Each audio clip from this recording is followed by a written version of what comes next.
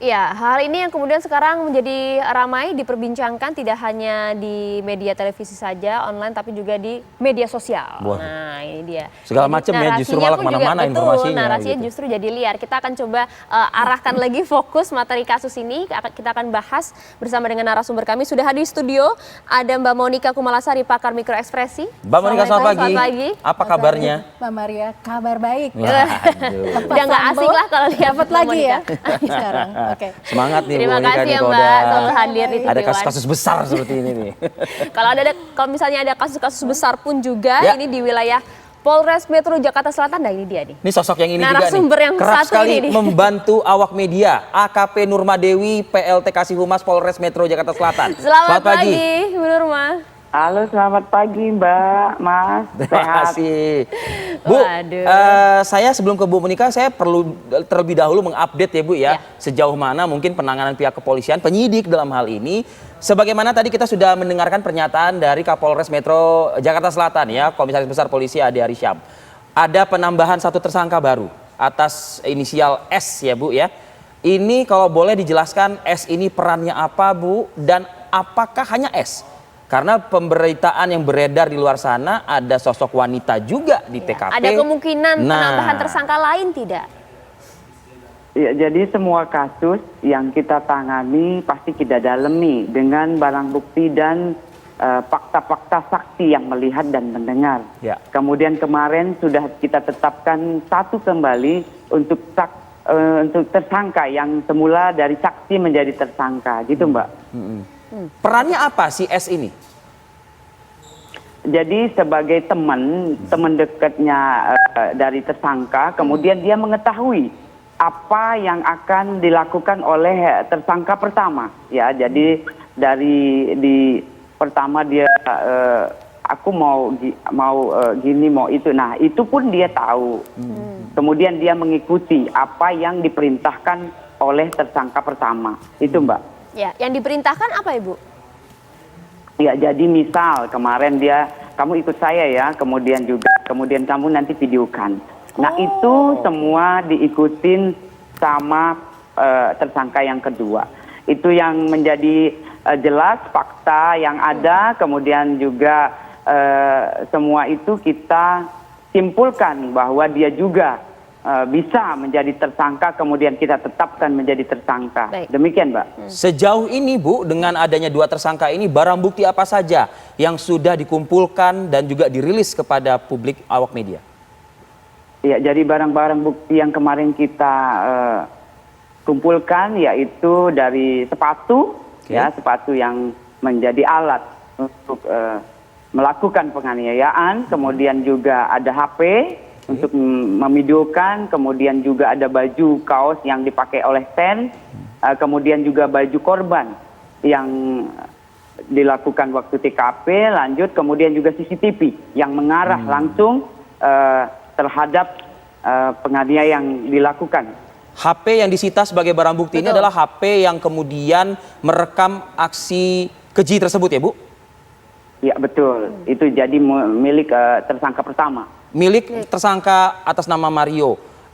Yang mengambil atau memegang handphone ini adalah si S ini Bu? Ya, jadi setelah dia mau melakukan penganiayaan tersebut, dia langsung memberikan HP itu kepada Sen.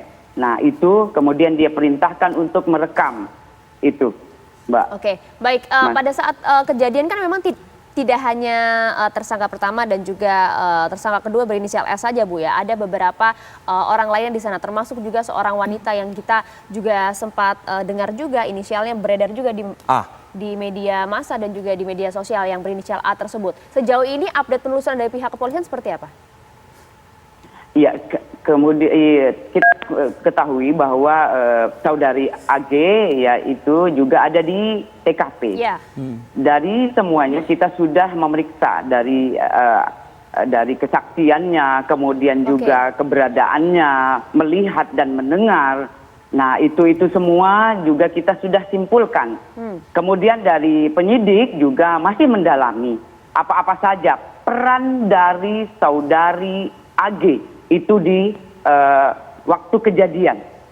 Oke. Itu Mbak. Oke. Itu masih didalami semua. Oh, masih Siap. didalami. Oke Bu Nurma, oke kita hormati proses yang sedang berlangsung Bu. Tapi untuk juga mungkin menjawab segala macam pemberitaan ya atau informasi yang beredar begitu Bu.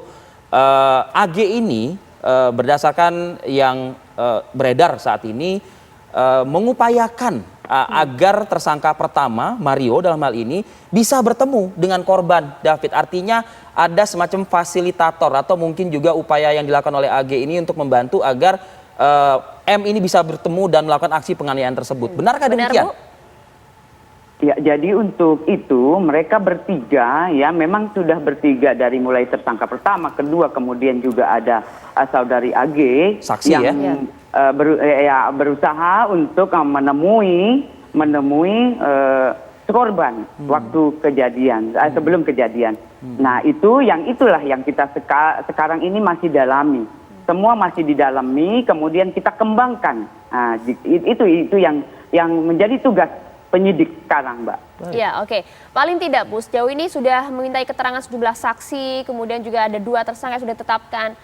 Motifnya apa sih, Bu, kemudian penganiayaan ini terjadi atau bahkan pertemuan yang difasilitasi oleh AG antara pelaku dan juga korban? Ya, jadi itu semua memang sudah dijelaskan oleh Bapak Kapolres Jakarta Selatan, namun mungkin kita sedikit mengulas. Ya, jadi memang mereka ini adalah teman sama teman. Kemudian yang satu juga adalah teman dekat. Kemudian yang itu juga mungkin tadi sudah dibilangkan memang adalah mantan teman dekat. Namun demikian, Mbak, itu semua juga adalah permasalahan-permasalahan yang semua memicu adalah motif-motif asmara sebenarnya. Kemudian ada perbuatan yang tidak baik atau tidak menyenangkan. Nah, itulah yang menjadi permasalahan, kemudian menjadi perdebatan di antara mereka semua. Ya. Kemudian dari situ, dari pertemuan itu, mereka juga berusaha yang tadi untuk bertemu dengan korban. Kemudian juga bertemu, kemudian setelah bertemu, nah penganiayaan itulah terjadi, berakhir dengan penganiayaan. Itu yang kita sesalkan, Mbak. Oke. Sebelum ke Bu Monika, ini penting juga untuk saya berusaha untuk mendapat keterangan dari Bu Nurma Dewi ya Bu. Sejauh ini penyidik melakukan pendalaman penyidikan ya terhadap tersangka Mario ini cukup kooperatifkah yang bersangkutan dalam pemeriksaan Bu? Ya, betul. Jadi dari pertama pun diamankan semua dari saksi-saksi atau korban pun tersangka semua menjawab apa yang kita tanyakan. Itu semua ditanyakan kemudian dijawab dengan jelas. Jadi itu yang membuat kita juga cepat dalam penanganan kasus yang dilaporkan atau yang viral sekarang. Itu, Mbak. Artinya tersangka Mario menyadari dengan dengan sejelas-jelasnya terang benderang perbuatannya tersebut.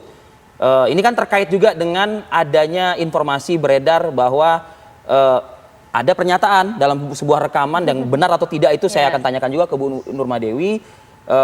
Nggak ada masalah mau anak orang mati. Dengan segala hormat mungkin saya minta maaf pernyataan ini saya sampaikan terhadap keluarga korban. Benarkah demikian Ibu Nurma?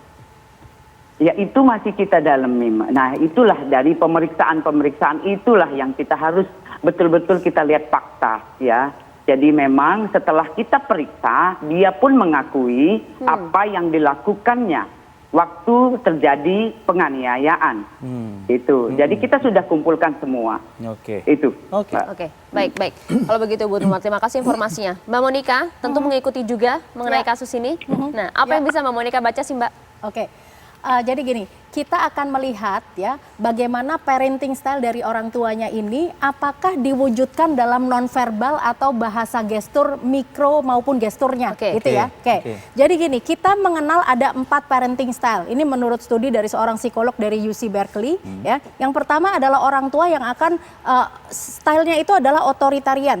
Otoritarian itu artinya adalah kamu nurut pada saya yang lebih tahu, ya, otoriter. Di sisi yang paling berlawanan dengan ini adalah orang tua dengan parenting style yang permisif. Artinya anak maunya apa, ya, saya akan kasih. Ya. Yang ketiga di sisi yang kuadran di sini itu adalah neglectful, nggak peduli deh.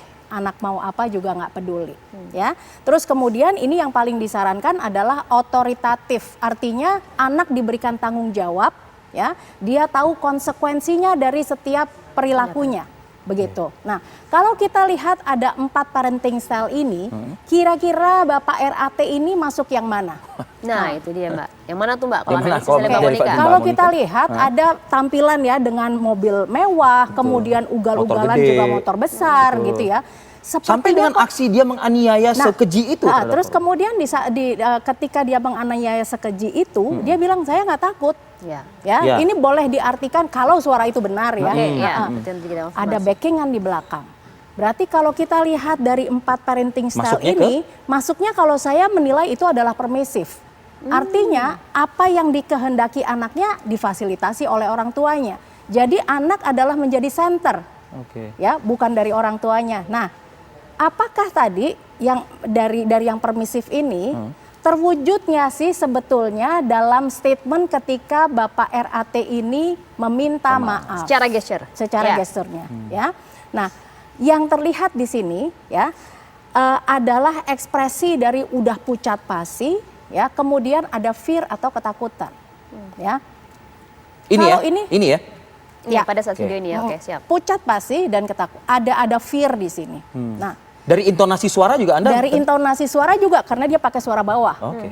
Ya. Nah, kalau ya saya bandingkan mungkin kalau orang lain mengalami hal yang sama seperti ini, responnya mungkin bukan takut dan fear tetapi ada anger. Ada kemarahan Terhadap? si anaknya karena anaknya melakukan sesuatu. Ya. Tapi kalau kita melihat ini, apa yang kemudian mendasari seorang orang tua justru kemudian yang terlihat oleh Mbak Monica adalah fear itu tadi. Nah, ini yang relates dengan si parenting style yang pertama permisif tadi. ini tadi. Apa yang dimaui oleh anak, dia akan fasilitasi ini. Oke. Begitu. Kita jeda dulu ya. Yap. Nanti kita lanjutkan bersama dengan Bu Monica dan Menarik. juga AKP Numa Dewi. Usai jeda, para warga ikut kami akan kembali.